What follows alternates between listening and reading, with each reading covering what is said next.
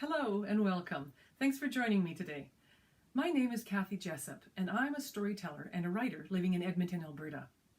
I'd like to talk to you today about something I call the imagination muscle.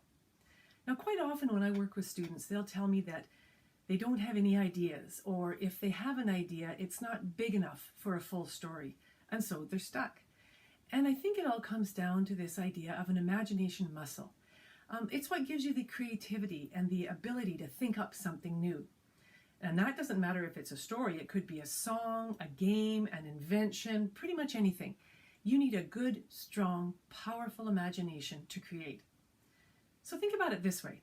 We know that with our bodies, we need to exercise in order that our muscles stay strong and in shape. And that's a good thing.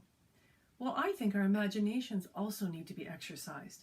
If not, your imagination gets weak and lazy just like any other muscle, and it won't work when you want it to. And a weak imagination makes it very hard to write a good story.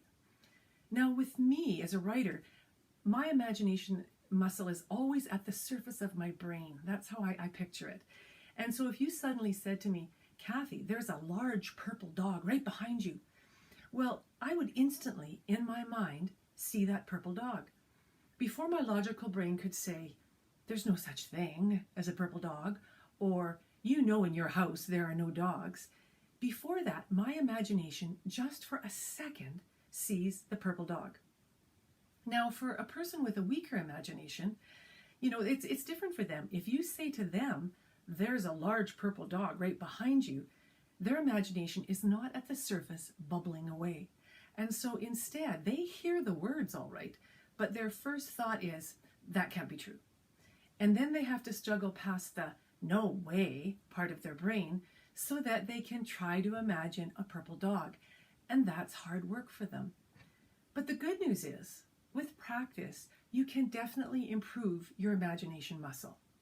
You just need to give it some exercise every day. You need to practice pretending, and you can wake up that part of your brain. In my next episode, we'll work at training your imagination muscle to make it strong. But in the meantime, you can try doing a few minutes of pretending and imagining each day. Just choose a quiet time and place. Maybe when you first wake up and you're still in bed is a good time. And just lay there for a few minutes. Close your eyes and try to imagine something. Maybe a purple dog, maybe a pizza, maybe a holiday on the moon, whatever. It doesn't matter. Just give it a try. And I'll see you next time for Imagination Muscle Part 2. Meanwhile, thanks for watching.